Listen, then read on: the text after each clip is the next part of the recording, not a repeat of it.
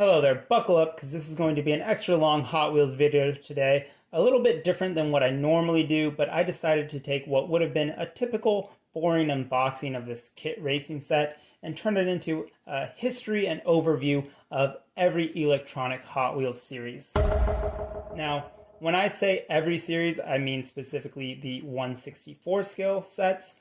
I know they've done things like Hot Wheels AI and other remote control vehicles in the past, but I wanted to focus on the traditional Hot Wheels scale that fits on the classic orange track.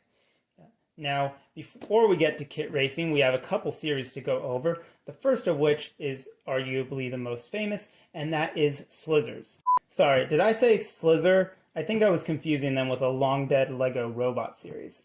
Anyway, Slizzlers, not to be confused with the restaurant, were electronic Hot Wheels that were released in 1970, and they are arguably the most popular electrified Hot Wheels cars.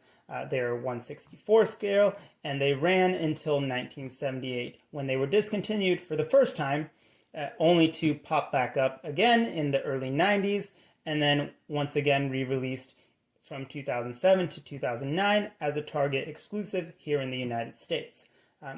So Slizzlers are pretty cool. I've never owned them, but they have a little gas station that you use to charge them up called a juice machine. I think that's fun. They have really large tracks that you can run them on, like the Big O racetrack, things like that. And some of those did get a re-release in the later series, but they were the original electric Hot Wheels. So many people still like collecting those, and they do seem pretty cool. An interesting note about those is that I did see some posts that showed that the earlier ones actually use rechargeable batteries, while the newer ones use capacitors. So that's interesting, just a different way of storing that energy.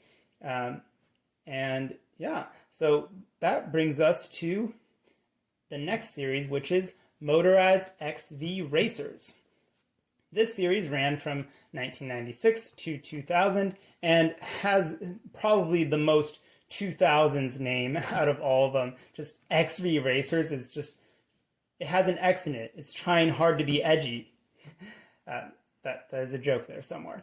Anyway, these were also battery powered. They came with a little charger that you would hold it down on, and then it could go around the track. There were also some track sets for these, but they were kind of your more standard length as opposed to the Slizzlers, which allowed more range of motion. The Motorized X-V Racer tracks were more standard Hot Wheels tracks, including a triple loop. So another series that I don't own any of at the moment, but again, electric Hot Wheels, and that's pretty cool. That brings us to the next series, which is kit racing. So kit racing, which is an acronym for Kinetic Interactive Technology, is interesting because these weren't actually originally developed by Hot Wheels. They were actually developed in partnership with Tomica and based off of a product that already existed in Japan. So what makes these different from the previous series and any of the series really that came afterwards is the fact that you can customize your car. So as we'll see in the unboxing later on, there's a chassis, there's wheels, there's a bunch of different parts, including a heat sink and a motor that you can change and customize. So that is pretty cool, and something that we wouldn't really see again in Hot Wheels until later on in 2004 with Tech Tracks. So Tech Tracks, as you can see, have some similarities. You have a chassis, you have wheels. This even includes weights and different car bodies.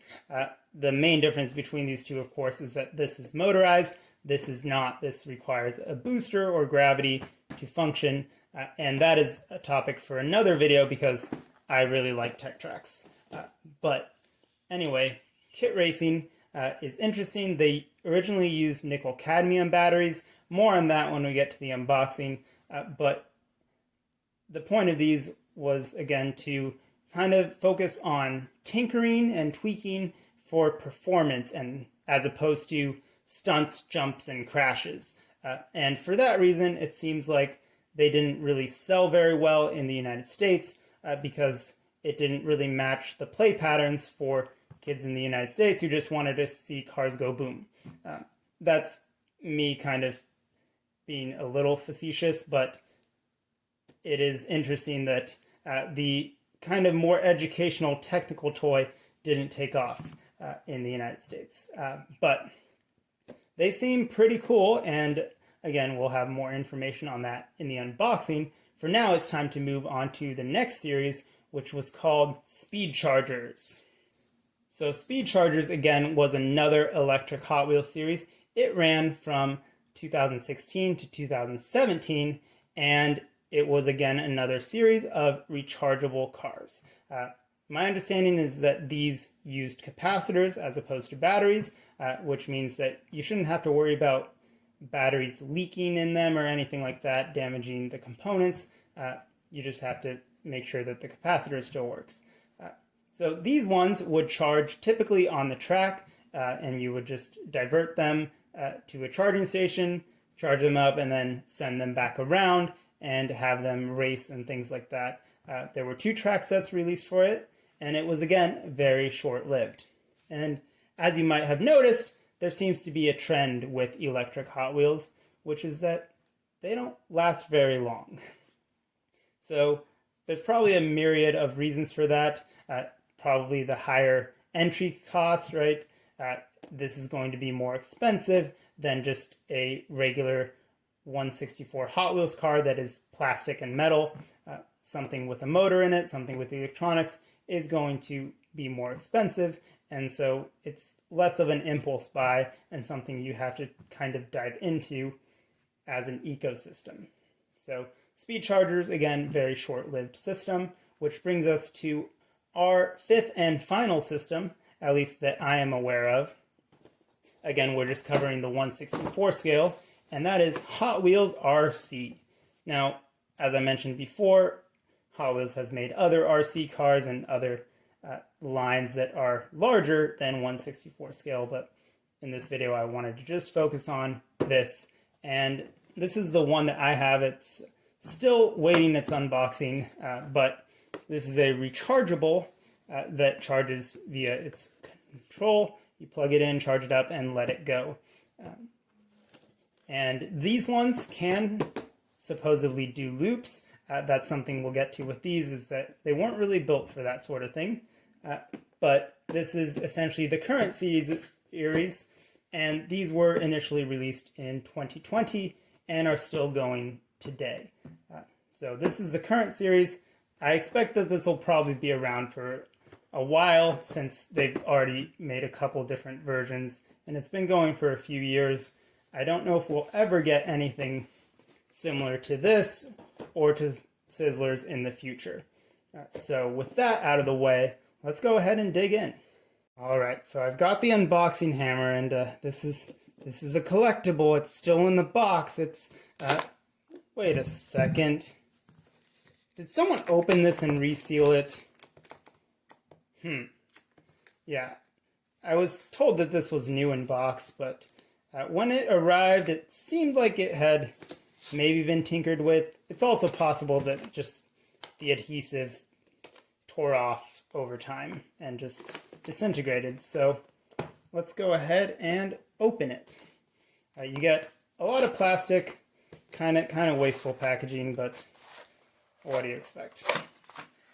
And then right here inside the tube, you get a small spreadsheet that shows you different things. So heatsink 2, heatsink 3, heatsink 5.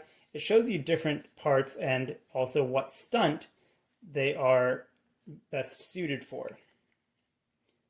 So yeah, that's pretty neat. And then of course you get the car itself. Now there are a lot of small pieces here. So you want to be really careful to not, just launch them everywhere.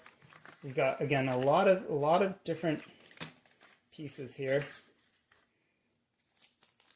Instructions.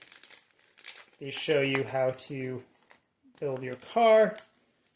You also have instructions on how to use the charger, which uses 2 AA batteries. instructions, small readout, and then right there you can see the pieces. So we've got the chassis, got a set of wheels, tires, wheels and axles, tires, the motor right there. This is suspension, gears, and a heat sink. So I have already gone ahead and opened this up, and if you buy one of these, even if it's new, it is unfortunately going to require a little bit of TLC because the nickel cadmium batteries have long since given up the ghost. So you can see the original one right here.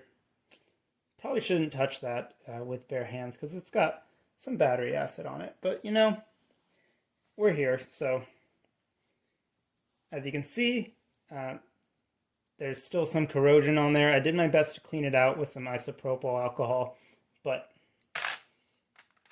once you do that, you are going to have to get some new batteries.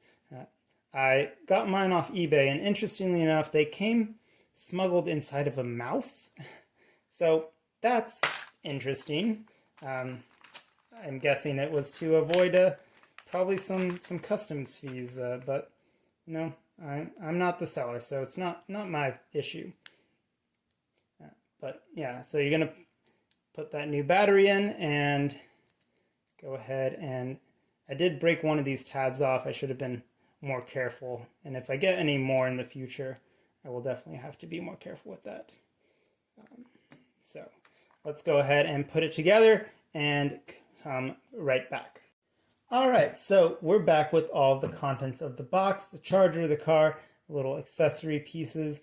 Now, I did a couple test runs with the car itself, so I'll put those here on a little insert so you can watch that. And I do not have a dedicated kit racing test track, so I made do with the best that I could, and clearly these aren't really meant for traditional Hot Wheels stuff, as I mentioned earlier.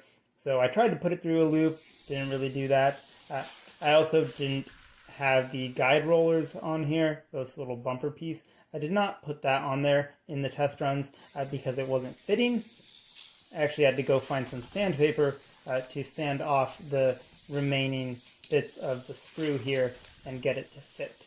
So I have it on there now, and I'm sure that would have helped a little bit, but again, these still clearly aren't made for that.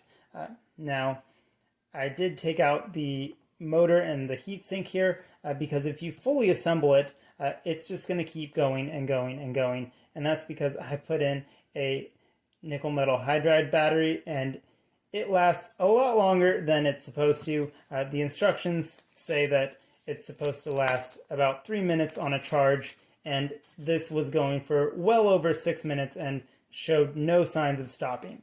So maybe try and get a nickel cadmium battery if you can, but those are just getting really hard to find these days because technology has progressed past the point of the early 2000s.